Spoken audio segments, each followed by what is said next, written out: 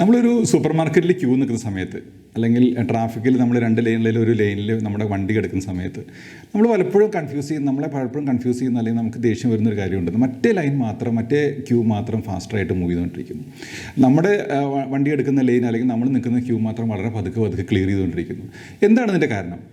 ഇതിൻ്റെ സീക്രട്ട് എന്താണെന്നുള്ളത് പലപ്പോഴും ആലോചിച്ചിട്ടില്ല. ഇത് നമുക്ക് നിത്യജീവിതത്തിൽ അതുപോലെ ഇൻവെസ്റ്റ്മെൻറ്റ്സിൽ ഉപയോഗിക്കാവുന്ന വലിയൊരു പ്രിൻസിപ്പിൾ ഇതിനകത്തുണ്ട്. എന്താണ് ഇതിൻ്റെ സൊല്യൂഷൻ? ഈ കാര്യങ്ങളാണ് നമ്മൾ ഇന്നത്തെ വീഡിയോയിൽ ഡിസ്കസ് ചെയ്യുന്നത്. നമസ്കാരം, ഞാൻ Jackson David. Welcome again to Navion wealth education.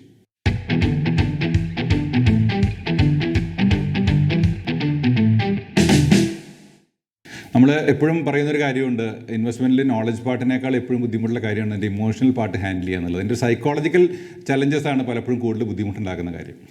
അപ്പോൾ അതുമായിട്ട് ബന്ധപ്പെട്ടിട്ട് നമ്മളൊരു സീരീസ് ആയിട്ട് ചെയ്യാൻ ഉദ്ദേശിക്കുന്നുണ്ട്. ബിഹേവിയറൽ ഫിനാൻസ് എന്ന് പറഞ്ഞിട്ട് വലിയൊരു അതിനൊരു സയൻസ് തന്നെ ഇപ്പോൾ ഡെവലപ്പ് ചെയ്തിട്ടുണ്ടല്ലോ. അപ്പോൾ ബിഹേവിയറൽ ഫിനാൻസിൻ്റെ ലെസൺസ് നമുക്ക് നോർമൽ ഇൻവെസ്റ്റേഴ്സിനെ നോർമൽ ലൈഫിൽ നമുക്ക് യൂസ്ഫുൾ ആവുന്ന കുറച്ച് ലെസൺസ് ചേർത്തിട്ടൊരു സീരീസ് ആയിട്ട് ചെയ്യാൻ ഉദ്ദേശിക്കുന്നുണ്ട്. അതിൻ്റെ ഫസ്റ്റ് പാർട്ടാണ്, ആ സീരീസിൽ ആദ്യത്തെ സെഷനാണ് നമ്മൾ ഇന്ന് ചെയ്യാൻ ഉദ്ദേശിക്കുന്നത്. അപ്പോൾ വീഡിയോ അവസാനം വരെ കാണുക. നിങ്ങൾക്ക് ഇതിൻ്റെ സൊല്യൂഷൻസ്, ഇതിൻ്റെ സീക്രറ്റ്സ് എല്ലാം മനസ്സിലാവും. വീഡിയോയിൽ നമ്മൾ സാധാരണ പറയുന്ന പോലെ തന്നെ നിങ്ങളുടെ അഭിപ്രായങ്ങൾ നിങ്ങളുടെ സപ്പോർട്ടെല്ലാം കമൻസ് ആയിട്ട് അറിയിക്കുക, ഷെയർ ചെയ്യുക, ലൈക്ക് ചെയ്യുക. കാരണം ഞാൻ പലപ്പോഴും പറഞ്ഞിട്ടുള്ള കാര്യമാണ്, ഏറ്റവും കുറച്ച് വീഡിയോസ് ഇടുന്ന ചാനലാണ്. 1-2 മാസത്തിൽ വീഡിയോ മാത്രമേ നമ്മൾ ഇടുള്ളൂ.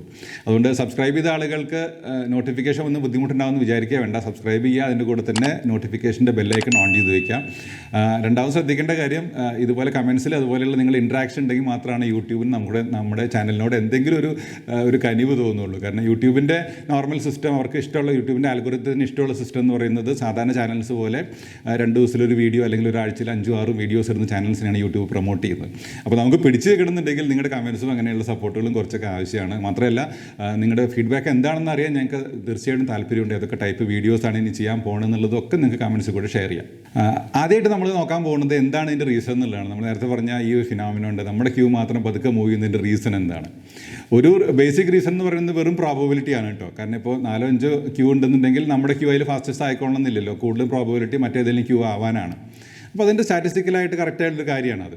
പക്ഷെ അത് മാത്രമല്ലല്ലോ, ഒരു സൈക്കോളജിക്കൽ പാർട്ടുണ്ട്. എപ്പോഴും നമുക്ക് എങ്ങനെയാണ് തോന്നുന്നത്, ഈവൻ 2 ക്യൂ ഉള്ളപ്പോൾ അല്ലെങ്കിൽ 2 വെഹിക്കിൾ ലൈൻസ് ഉള്ള സമയത്ത് നമുക്ക് അങ്ങനെ തോന്നും, നമ്മുടെ ലൈൻ മാത്രം മൂവ് ചെയ്യുന്നില്ല അല്ലെങ്കിൽ നമ്മുടെ ക്യൂ മാത്രം മൂവ് ചെയ്യില്ല എന്നല്ലേ തോന്നുന്നത്. അപ്പോൾ അതിനകത്തൊരു സൈക്കോളജിക്കൽ റീസൺ ഉണ്ടെന്നുള്ള ഉറപ്പാണല്ലോ. എന്താണത്? നോർമൽ എക്സ്പീരിയൻസസ് പലപ്പോഴും നമ്മൾ ശ്രദ്ധിക്കുന്നില്ല. പ്രത്യേകിച്ച് പോസിറ്റീവായിട്ടുള്ള നോർമൽ റെഗുലർ എക്സ്പീരിയൻസസ് നമ്മൾ രജിസ്റ്റർ ചെയ്യുക എന്നുള്ള വാക്കാണ് പറയുക. അതായത് നമ്മളത് നോട്ട് ചെയ്യുന്നില്ല, നമ്മളത് തലയിൽ കയറുന്നില്ല എന്ന് പറയും നമ്മുടെ മലയാളത്തിൽ പറയുകയാണെന്നുണ്ടെങ്കിൽ. അതേസമയം സാലിയൻ്റ് ആയിട്ടുള്ള പ്രത്യേകിച്ചും കുറച്ച് നെഗറ്റീവായിട്ടുള്ള കാര്യങ്ങളാണെങ്കിൽ നമ്മളത് കൂടുതൽ ശ്രദ്ധിക്കും, നമ്മളതിനെ അത് ഇറിറ്റേറ്റ് ചെയ്യും, കൺഫ്യൂസ് ചെയ്യും, നമ്മൾ തെറ്റായ ഡിസിഷൻസിലേക്ക് പോകും. ഇതൊക്കെ എപ്പോഴും സംഭവിച്ചുകൊണ്ടിരിക്കും. ഇലൂസറി കോറിലേഷൻ എന്ന് പറഞ്ഞൊരു കാര്യമുണ്ട്. ഈ ബിഹേവിയറൽ ഫിനാൻസിൽ ബന്ധപ്പെട്ട് വരുന്ന ഒരു ഫാക്ടറാണ് അല്ലെങ്കിൽ ഒരു പ്രതിഭാസമാണത്. അതിൻ്റെ ഒരു ഭാഗമായിട്ട് നമുക്ക് തോന്നുന്ന ഒരു ഫീലിംഗ് ആണിതിൽ. അപ്പോൾ നമുക്ക് അനുകൂലമായിട്ട് കാര്യങ്ങൾ ഉണ്ടാകുമ്പോൾ നമ്മുടെ ക്യൂ ഫാസ്റ്റായിട്ട് മൂവ് ചെയ്യുന്നു, അല്ലെങ്കിൽ നമ്മുടെ വെഹിക്കിൾ ലൈനിൽ വണ്ടികൾ പെട്ടെന്ന് ക്ലിയർ ചെയ്ത് പോകുന്നു, അല്ലെങ്കിൽ നമ്മൾ ധൃതി പിടിച്ചൊരു സ്ഥലത്തേക്ക് പോകുമ്പോൾ ട്രാഫിക് സിഗ്നലിൽ ജസ്റ്റ് നമ്മൾ പച്ചയിൽ അങ്ങ് ജസ്റ്റ് കടന്നു പോകുന്നു, റെഡ് ആവുന്നു, എനിക്ക് തൊട്ട് മുമ്പൊക്കെ കടന്നു പോകുന്നു. ഇതൊന്നും പലപ്പോഴും നമ്മൾ ശ്രദ്ധിക്കുക പോലും ഇല്ല, അല്ലെങ്കിൽ നമ്മൾ ഓർത്ത് വെക്കില്ല അത്.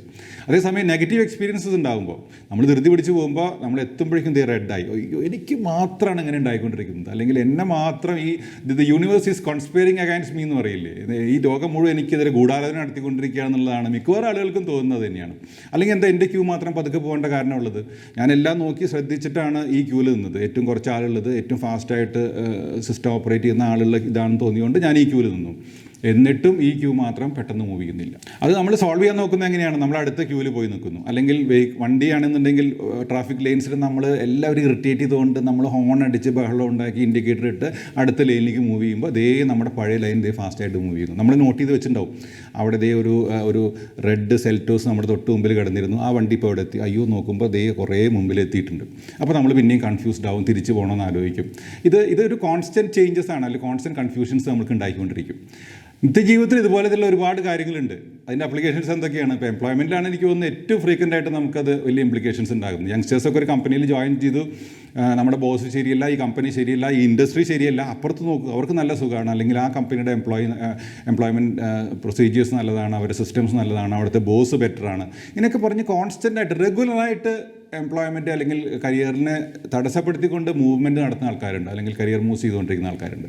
പലപ്പോഴും അത് നെഗറ്റീവ് റിസൾട്ടാണ് ചെയ്യുക. കാരണം ഒരു കമ്പനിയിൽ കൺസിസ്റ്റൻ്റായിട്ട് കുറച്ച് കാലങ്ങളിൽ നിന്ന ഒരാൾക്കാണ് അടുത്ത കമ്പനിയിൽ അല്ലെങ്കിൽ ഇൻ്റർവ്യൂവിന് ചെല്ലുന്ന സമയത്ത് ഒരു ഇൻ്റർവ്യൂവർ അല്ലെങ്കിൽ ഒരു എംപ്ലോയർ അതിനെ ഒരു വെയിറ്റേജ് കാണുള്ളൂ, അതിനൊരു ക്രെഡിറ്റ് കാണുള്ളൂ. അതേസമയം റെഗുലറായിട്ട് 3 മാസത്തിലോ 6 മാസത്തിലോ മൂവ് ചെയ്തുകൊണ്ടിരിക്കുന്ന ആൾക്ക് എന്തോ കുഴപ്പമുണ്ടെന്നുള്ളതാണ് ജനറലി എല്ലാവരും മനസ്സിലാക്കുന്നത്.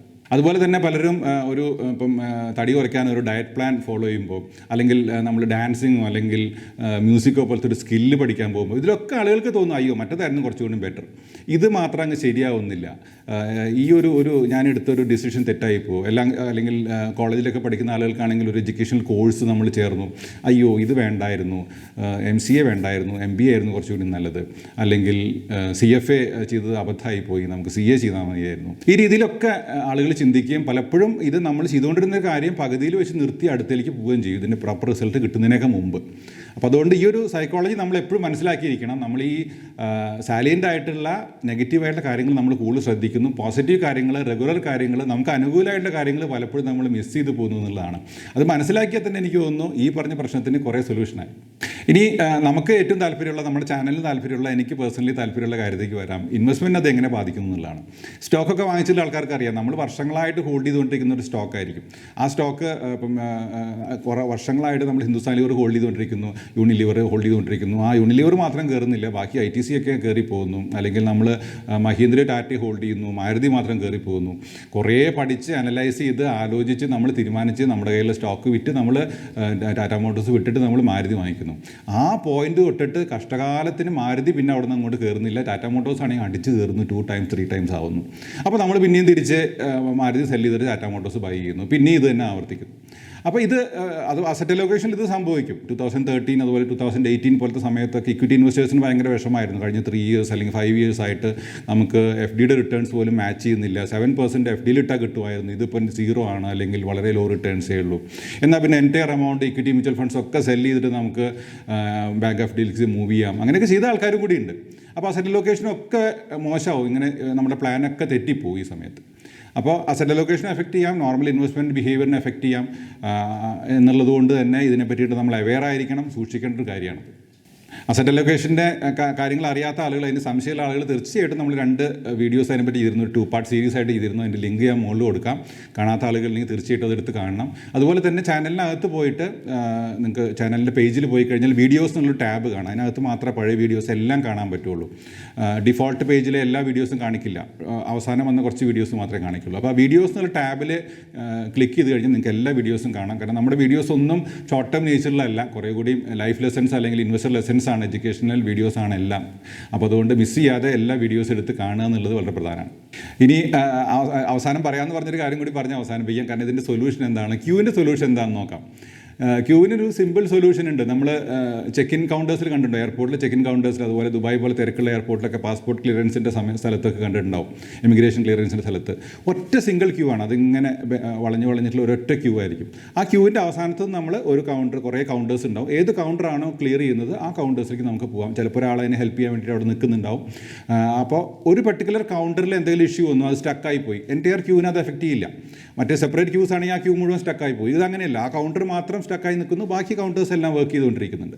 അപ്പോൾ നമുക്ക് ബെറ്റർ കൗണ്ടറിലേക്ക് പോകാം. ചില കൗണ്ടേഴ്സ് ചിലപ്പോൾ ഒരാളുടെ എഫിഷ്യൻസി അനുസരിച്ച് അല്ലെങ്കിൽ ആ ടെക്നോളജിയുടെ ഗുണം കൊണ്ട് ചിലപ്പോൾ ഒരു കൗണ്ടറിൽ ഫാസ്റ്റായിട്ട് ചിലപ്പോൾ ക്ലിയർ ചെയ്ത് പോകുന്നുണ്ടാവും. അപ്പോൾ ആ കൗണ്ടർ നമുക്ക് ഈ ക്യൂവിലുള്ള എല്ലാവർക്കും കൂടുതലായിട്ട് യൂട്ടിലൈസ് ചെയ്യാൻ പറ്റും. അങ്ങനെ എല്ലാം കൊണ്ട് ഏറ്റവും സയൻറ്റിഫിക് മെത്തേഡ് അതാണ്. ഇപ്പോൾ ഹോസ്പിറ്റൽസിലും അതുപോലെ ചില ബാങ്ക്സിലൊക്കെ നിങ്ങൾ ടോക്കൺ സിസ്റ്റം കണ്ടുണ്ടാവും. നമ്മൾ ചെല്ലുമ്പോൾ തന്നെ ടോക്കൺ എടുക്കുന്നു, ആ ടോക്കൺ വിളിക്കുന്നതിനനുസരിച്ച് നമ്മൾ ഏത് കൗണ്ടറിലേക്കാണെന്നുള്ള അവിടേക്ക് പോകുന്നു. കൗണ്ടർ നമ്പർ 5, ടോക്കൺ നമ്പർ 24 എന്ന് പറയുന്ന ആ ഒരു അനൗൺസ്മെൻറ്റ് നിങ്ങൾ കേട്ടിട്ടുണ്ടാവും. അത് ഈ സിസ്റ്റം തന്നെയാണ്, സിംഗിൾ ക്യൂ സിസ്റ്റമാണത്. പിന്നെ എന്താണ് ഇത് എല്ലാ സ്ഥലത്തും യൂസ് ചെയ്യാത്തത്? കാരണം ആളുകൾക്ക് അത് ഇഷ്ടമല്ല. അതാണ് അതിൻ്റെ സിമ്പിൾ റീസൺ, മെയിൻ റീസൺ അതാണ്. നമുക്ക് ഈ പറഞ്ഞ പോലെ ഈ കൗണ്ടേഴ്സ് നമ്മൾ സെലക്ട് ചെയ്ത് ഏത് കൗണ്ടറാണ് എഫിഷ്യൻറ്റ്, ആരാണ് നന്നായിട്ട് ഫാസ്റ്റായിട്ട് ക്ലിയർ ചെയ്യുന്നത്, എവിടെയാണ് ആൾ കുറവെന്നൊക്കെ ഒരു കാൽക്കുലേഷനൊക്കെ നടത്തി ഒരു ക്യൂവിൽ നിൽക്കുന്നതാണ് നമുക്ക് സന്തോഷം. അതുകൊണ്ടാണ് ഈ സിസ്റ്റം എല്ലാ സ്ഥലത്തും ഫോളോ ചെയ്യാത്തത്. മെയിൻ റീസൺ, വേറെ പ്രാക്ടിക്കൽ റീസൺസ് ഉണ്ട് കേട്ടോ. സൂപ്പർ മാർക്കറ്റിലൊക്കെ ട്രോളിങ് കൊണ്ട് മൂവ് ചെയ്യാനുള്ള ബുദ്ധിമുട്ടൊക്കെ ഉണ്ട്. പക്ഷേ ഈ മെയിൻ റീസൺ ഇതാണ്. ഇൻവെസ്റ്റ്മെൻറ്റ്സിൽ ഇത് ബാധകമാണ്. കാരണം ആളുകൾ പലപ്പോഴും വിചാരിക്കുന്നത് മ്യൂച്വൽ ഫണ്ട്സ് പോലെ നമുക്കൊരു പ്രൊഫഷണൽ ഫണ്ട് മാനേജ്മെൻറ്റ് എക്സ്പെർട്ടീസ് കിട്ടുന്ന ഈവൻ ഡൈനാമിക്കായിട്ട് അസറ്റ് അലോക്കേഷൻ പോലും ചെയ്യുന്ന ഫണ്ടുകളുണ്ട്. ഡൈനാമിക് അസറ്റ് അലോക്കേഷൻ ഫണ്ട്സൊക്കെ അസറ്റ് അലോക്കേഷൻ പോലും ചെയ്തു കൊടുക്കുന്ന അല്ലെങ്കിൽ എഫിഷ്യൻ്റായിട്ട് ചെയ്യാൻ പറ്റിയ കാറ്റഗറി മ്യൂച്വൽ ഫണ്ട്സ് ആണ്. പക്ഷേ അതിന് പകരം നമ്മൾ പലപ്പോഴും വിചാരിക്കുന്ന ഒരു പർട്ടിക്കുലർ ഷെയർസ് നമ്മൾ വാങ്ങിക്കുന്നു അല്ലെങ്കിൽ ഡിബഞ്ചേഴ്സ് വാങ്ങിക്കുമ്പോൾ കുറച്ചുകൂടി ത്രില്ലുണ്ട്, ഡിസിഷൻ മേക്കിംഗ് നമ്മൾ ചെയ്തു എന്നുള്ളൊരു ഫീലിംഗ് ഉണ്ട്. അതിൽ നമുക്ക് കുറേ കൂടി നമ്മൾ എഫിഷ്യൻ്റായിട്ട് ചെയ്യാൻ പറ്റും എന്നുള്ളൊരു കോൺഫിഡൻസ് ഒക്കെ നമുക്ക് തോന്നും. അത് വേണ്ടെന്നല്ല ഞാൻ പറഞ്ഞു കേട്ടോ കുറിച്ച്. പക്ഷേ ചെയ്യുമ്പോഴൊക്കെ ആലോചിക്കുക, ഇങ്ങനെ ഒരു ബിഹേവിയറൽ പാർട്ട് അതിനകത്ത് പിന്നിലുണ്ട്, ഒരു ഇമോഷണൽ റീസൺ അതിന് പിന്നിലുണ്ട് എന്നുള്ളത് നമ്മൾ മനസ്സിലാക്കി കഴിഞ്ഞാൽ എനിക്ക് തോന്നുന്നു നമുക്ക് റൈറ്റായ ഡെസിഷൻസ് എടുക്കാൻ കുറച്ചും കൂടി എളുപ്പമുണ്ടാകും. അപ്പോൾ ഫൈനലായിട്ട് സമ്മറൈസ് ചെയ്ത് പറയുകയാണെന്നുണ്ടെങ്കിൽ എന്താണെന്ന് മനസ്സിലാക്കാനുള്ള കാര്യം, നമുക്ക് പോസിറ്റീവായിട്ടുള്ള എക്സ്പീരിയൻസ് ഉണ്ടാകുമ്പോൾ പ്രത്യേകിച്ചും നമ്മുടെ ഡേ ടു ഡേ ലൈഫിൽ അല്ലെങ്കിൽ ഇൻവെസ്റ്റ്മെൻറ്റ്സിലാണെങ്കിലും നോർമലായിട്ടുണ്ടാകുന്ന പോസിറ്റീവ് എക്സ്പീരിയൻസ് നമ്മൾ പലപ്പോഴും റെക്കഗ്നൈസ് ചെയ്യാറില്ല അല്ലെങ്കിൽ രജിസ്റ്റർ ചെയ്യാറില്ല.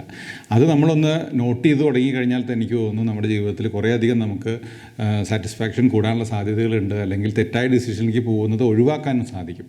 അതുപോലെ തന്നെ നമുക്ക് നെഗറ്റീവായിട്ടുള്ള എക്സ്പീരിയൻസ് ഉണ്ടാകുമ്പോൾ പ്രത്യേകിച്ച് നേരത്തെ പറഞ്ഞ പോലെ അസാധാരണമായിട്ടുള്ള സാലിയൻ്റ് ആയിട്ടുള്ള നെഗറ്റീവ് എക്സ്പീരിയൻസസ്, പ്രതിബന്ധങ്ങൾ, ബുദ്ധിമുട്ടുകളൊക്കെ ഉണ്ടാകുമ്പോൾ നമ്മളതിനെ കൂടുതലായിട്ട് ശ്രദ്ധിക്കാൻ സാധ്യതയുണ്ട്, അതിനെപ്പറ്റി നമ്മൾ കൂടുതൽ ഡിസ്റ്റർബ്ഡ് ആവാൻ സാധ്യതയുണ്ട് എന്നുള്ള ഈ ഒരു പ്രിൻസിപ്പിൾ എപ്പോഴും മനസ്സിൽ സൂക്ഷിക്കുക. അപ്പോൾ നമ്മൾ ചെയ്തുകൊണ്ടിരിക്കുന്ന ഒരു കാര്യത്തിൽ നിന്ന് ധൃതി കൂട്ടി ഒരു ചേഞ്ചസ് വരുത്തുന്നതിലോ അല്ലെങ്കിൽ തെറ്റായ ഡിസിഷനിലേക്ക് പോകുന്നതിനോ തടയാൻ വേണ്ടിയിട്ട് നമ്മുടെ ഈ തിരിച്ചറിവ് നമ്മളെ എപ്പോഴും സഹായിക്കും. അപ്പോൾ ഇന്നത്തെ വീഡിയോ എല്ലാവർക്കും ഇഷ്ടപ്പെട്ടെന്ന് വിചാരിക്കുന്നു. ഈ പറഞ്ഞ പോലെ പോസിറ്റീവായിട്ട് ജീവിക്കാനും പോസിറ്റീവായിട്ട് ഇൻവെസ്റ്റ് ചെയ്യാനും രണ്ടിനും ഈ പ്രിൻസിപ്പിൾസ് നമുക്ക് തീർച്ചയായിട്ടും സഹായിക്കും. വീഡിയോ കണ്ട എല്ലാവർക്കും നന്ദി. തുടർന്നും കണ്ടുകൊണ്ടിരിക്കുക, സപ്പോർട്ട് ചെയ്യുക. Thanks for watching. Good bye.